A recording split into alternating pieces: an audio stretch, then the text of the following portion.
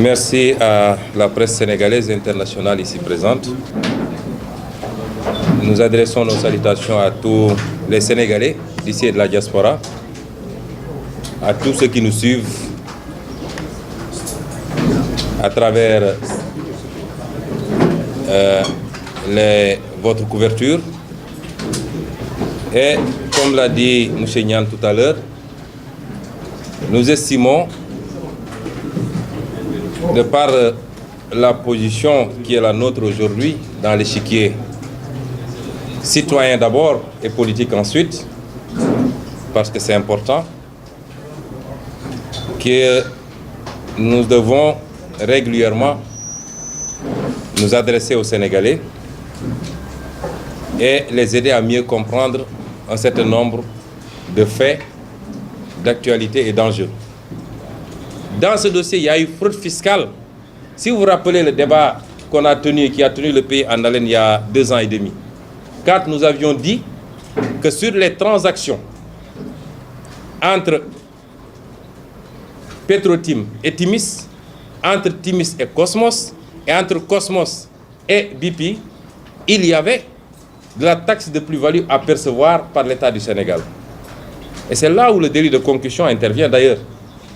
Parce qu'il y a fraude fiscale d'envergure, mais couverte par l'administration fiscale et par le ministre de l'économie et des finances de l'époque, puisqu'ils étaient sortis pour nier toute implication fiscale dans cette affaire.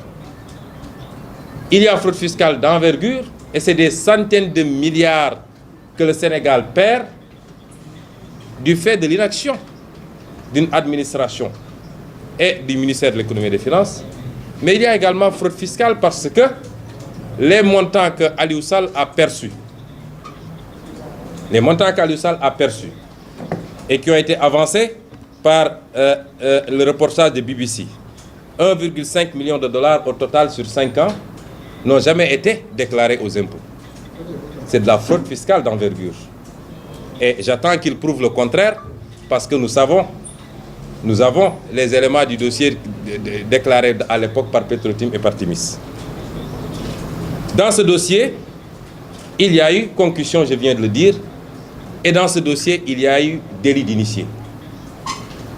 Puisque le parcours de Macky Sall lui-même, mais sa position quand il a été élu président de la République, et nonobstant les réclamations qui ont été faites, notamment par l'entreprise australienne Tullow Oil, qui avait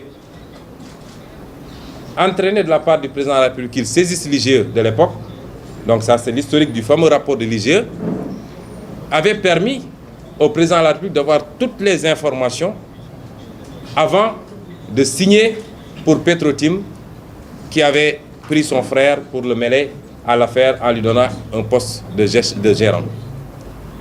Il faut bien qu'on retrace l'historique, parce qu'au début c'était pas Timis, c'était Petrotim, qui appartient à un Chinois qui s'appelle Won Jong-wung. J'allais dire en chinois, comment on appelle ça? Il dit Won Jong-wung. Pour qu'un dossier soit nébuleux, il faut même que les noms soient nébuleux. Et pour faire beaucoup plus beau, on l'appelle Eddie Wong. C'est ça Petrotim. Petrotim, c'est pas Timis. Mais c'est Franck Timis qui a amené Eddie Wong au Sénégal et qui l'a présenté à l'UNSAL. Donc, tout le dossier, de bout en bout, est cousu de fil blanc. Il n'y a plus rien à prouver, messieurs les journalistes. Il n'y a plus rien à prouver, chers concitoyens. Ce dossier est cousu de fil blanc. Et les crimes qui ont été commis, les crimes économiques, les infractions au code pétrolier, à la Constitution du Sénégal, au code général, au statut général de la fonction publique, à la loi pénale au Sénégal, ne sont plus à démontrer.